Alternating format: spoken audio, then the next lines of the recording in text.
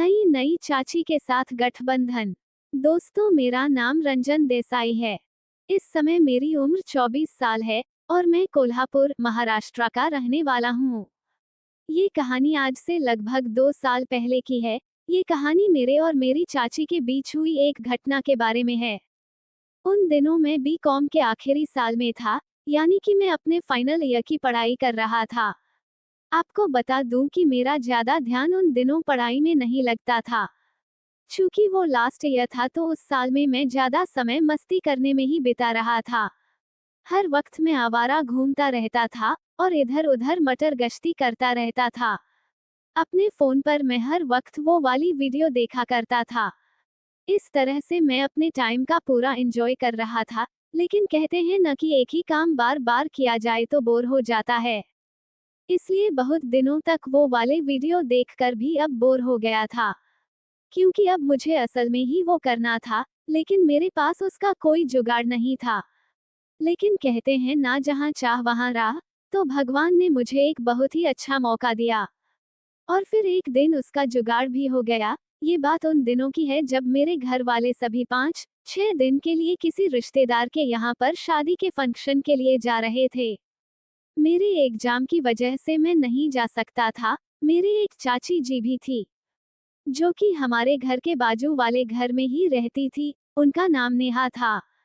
उन दिनों उनके बेटे की तबीयत भी ठीक नहीं थी, इसलिए वो भी नहीं जा रही थी। इस वजह से मेरे खाने पीने का इंतजाम चाची जी के घर पर ही था। कहानी को आगे बढ़ाने से पहले मैं आप लोगों अपनी चाची के बारे में कुछ बता देना चाहता हूँ। मेरी चाची सांवली थी, लेकिन उनको देखकर कोई भी उन पर फिदा हो जाता था। वो हल्की सी भारी शरीर की मालकिन है, लेकिन ऐसा वजन उन पर काफी अच्छा लगता था, जिसको एक बार देख लेने के बाद तुरंत ही वो 90 डिग्री पर हो जाता था। लेकिन अभी तक मुझे चाची को छूने का मौका नहीं मिला था। वैसे तो चाची किसी हीरोइन से कम नहीं लगती थी, इसलिए अब मैं उनकी वो का भी सपना देख रहा था। मगर अभी तक वो मौका मेरे हाथ आया ही नहीं था। मेरे घर वालों ने चाची को पहले से बोल दिया था कि मैं भी घर पर ही रहने वाला था। फिर जिस दिन सब लोग शादी में चले गए, तो मैं चाची के वहां खाना खाने के लिए गया हुआ था।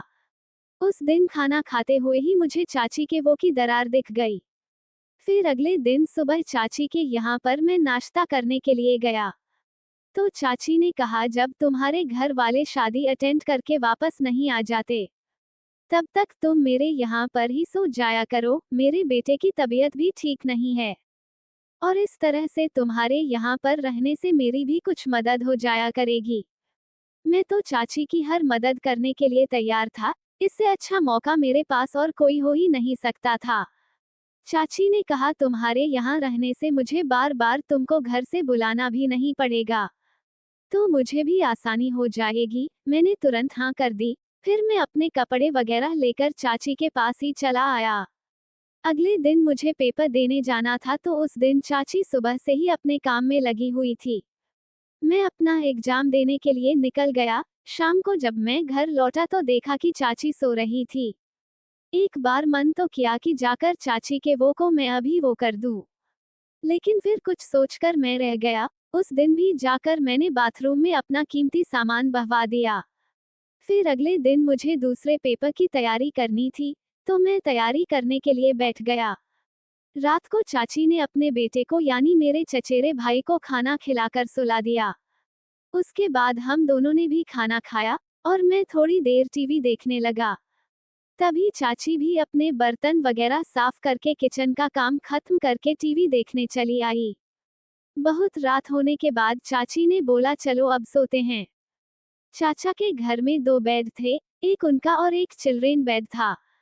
मैं चाची के साथ उनके ही बेड पर ही सो गया। रात को जब मैं पानी पीने के लिए उठा तो मैंने देखा कि चाची की वो उनके वो के ऊपर तक आ गई थी। इस समय चाची क्या लग रही थी, इससे पहले मैंने कभी नेहा चाची को ऐसी हालत में नहीं देखा था। चाची को इस हालत में देखकर तो मेरी नींद और वो दोनों उड़ गए। अब मैं चाची के बगल में सोने का नाटक करने लगा और अपना एक हाथ उनकी वो पर रख दिया। चाची गहरी नींद में होने के कारण हिली भी नहीं, लेकिन मुझे लगा कि वो जगी हुई है। तो मैंने कमरे की लाइट चालू कर दी। लाइट ऑन होते ही वो डर गई और उन्होंने पता नहीं क्यों मेरा विरोध करना शुरू कर दिया। चाची मुझे गुस्सा होकर पीछे धकेलने की कोशिश करने लगी। वो कहने लगी ये सब गलत है। वो मुझसे कह रही थी कि तुम मेरे बेटे के जैसे हो। लेकिन अब मुझसे रुका नहीं जा रहा था, लेकिन 2 मिनट के बाद ही उन्होंने विरोध करना बंद कर दिया। शायद ये सब उनके विरोध करने का नाटक ही था। थोड़ी देर बाद जब उनका विरोध कम हुआ, तो वो रोने लगी और बोली कि कब से इसका इंतजार कर रही थी। मैं चाची की बात सुनकर अपने कानों पर यकीन नहीं कर पा रहा था और बोला हाँ चाची मैं तो तैयार ही हूँ। और फिर लगभग 25-30 मिनट तक कबड्डी का मैच चलता रहा। वो सब करने के बाद फिर हम सो गए। जब मेरी सुबह आंख खुली तो चाची नहा रही थी और घर वालों के वापस आने तक हम पति पत्नी की तरह रहे और चाची इन 7 दिनों में बहुत खुश थी। और ये सब लगभग 2-3 सालों तक चलता रहा, जब तक मेरी शादी नहीं हो गई। मेरी शादी के बाद उनका शायद किसी और के साथ टांका लग गया था, लेकिन मैं इस विवाद में नहीं पड़ना चाहता हूँ और इसीलिए खामोश हूँ।